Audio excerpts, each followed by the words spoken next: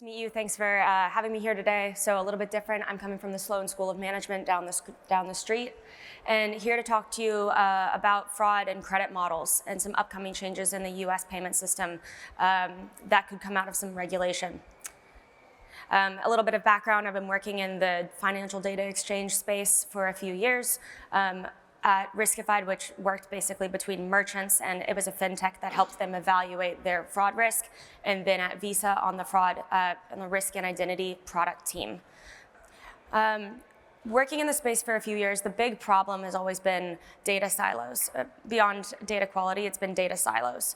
How do we accurately assess if someone is creditworthy, if the identity is who they say they are, if it's fraud? And different players have different amounts of data across the ecosystem, which makes it difficult to make an accurate decision. The problem is very important. Credit and fraud amounts are increasing. Macro conditions aren't great for consumers right now, and banks are planning on giving out fewer loans, fewer credit card amounts in the next few months as a result of record delinquency rates. And in the past year, there's also been a massive uptick in scam fraud, which has been really interesting. This is also a net effect of the popularization of Gen AI, not just for good, but also for bad. Scams are easier than ever to commit.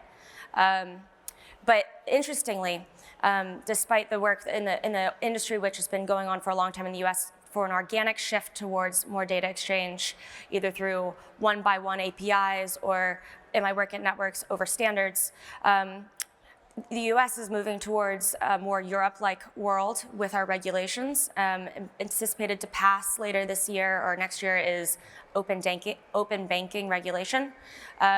Section 1033, which is like a dormant part of the Dodd-Frank Act, is planning on being enacted, revived, and right now they're receiving comments. Basically what it does is it gives consumers, you and me, the right to share my financial data. Let's say I bank with Chase. Tell Chase that it has to share my data with a fintech of my choosing, if the fintech is certified.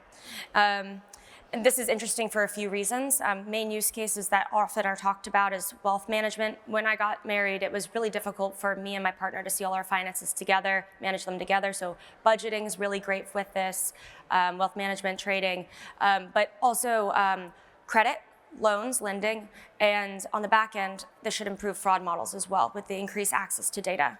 So this is an exciting opportunity, and I think the reason I was asked to talk here is because this really relates to AI models. So let's make this a little more concrete. What does this mean? Two simple use cases.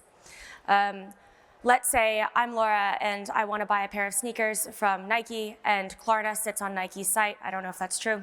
And I want to have Klarna approve me, not only that it's me making the transaction, but also that it's I'm creditworthy enough to repay for these sneakers over time.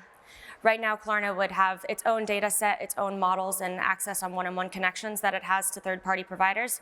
But now, in the future, it may be able to talk directly to my bank, Chase, for instance, and say, Chase, what's Laura's transaction history? Is this email address I have on file as Klarna the same one that Chase has on file? So on and so forth. You could see the different attributes that your data provider has about you, your issuing bank, is much broader than what a merchant might have about you or what a fintech that you've just started a relationship might have on you. This can give me maybe the best rate at a lender. This could help me get approved from a fraud perspective at a fintech. This is really impactful for a lot of reasons. Another use case is scam prevention. Like I alluded to on the prior slide, generative AI in particular has been a negative force, and people, particularly vulnerable populations, fall prey to scams online where someone convinces you to send money to them and you don't mean to do that. And so this is a very interesting problem, and it's different than the first one in two ways. So the first problem is, am I creditworthy? And then, is it actually me, or authentication and identity? But this problem is different and a little more complicated because it actually is me. I actually have the funds in my account, but it's just that I may be making a mistake or doing something I actually don't want to do, and I'm under false impressions. So sending a one-time passcode to me won't necessarily work because it's actually me. I'll be able to fulfill that. And on the other hand, as other countries are doing, just putting more time lag in between these transactions if something is suspicious might work as well, but it's sort of defeating the point of faster payments. So maybe an idea here is with open banking, could an authorized third party, or being a fintech or even a bank that's I'm trying to make a payment out of, can they talk to my other financial institutions that I might have a relationship with? If my primary bank that I'm trying to transfer out of is Chase, can Chase communicate with my fintech relationship transfer-wise, or my secondary bank, say Wells, and understand, has Laura made payments to this person before? Has it been enough time and nothing bad has happened since? No complaints have been issued. I'm wondering right now if that's something that could be useful in this space. There's another shift in the US market with FedNow being released this past year. FedNow is a rail that will move funds faster. And this is faster payments, faster fraud is the question here. As consumers are able to transfer funds faster, there's less lag time for banks to be able to catch this fraud. With ACH payments, they can claw it back. With FedNow and RTP, that's not the case. And right now in the US, consumers are liable for that fraud and these scams, which can be really upsetting for consumers. In the UK, there's actually a consideration for a liability shift to be taking place, which is interesting because it means that banks have a ton more impetus to be way more on the ball to catch this type of fraud before it happens. So these are two use cases. And some additional takeaways because we're at an AI conference. So there's a couple of considerations more for building risk models with open banking data. Professor Ramakrishnan mentioned this to me at Sloan yesterday, and I think it's a really good point.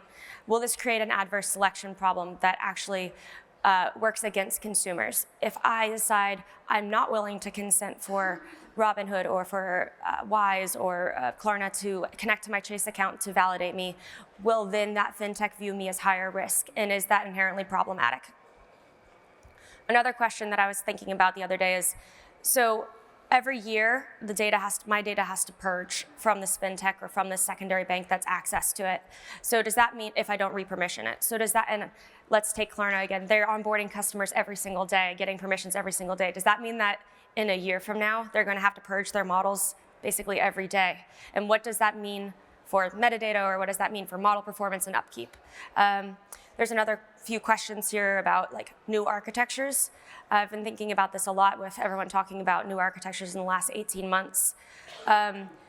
If they can prove to be predictive, can they meet not only SLAs, meaning they're fast enough, economic, but also really importantly, are they able, like with existing techniques or new techniques, to be explained why a lending decision or a fraud decision was made the way it was? Because this is very important for regulatory considerations. So in conclusion, fraud's really interesting as a problem to think about, so is credit, because there's an adversary on the other side always trying to change what you're doing and trying to challenge you. So it's not just an academic sort of thought, but it's also like it's constantly evolving, which is really interesting. I think innovations in risk models are going to be really important over the next few years, and I encourage you all to think about maybe how your research applies in this area, how your business could fill a market gap in this area, and thanks for your time.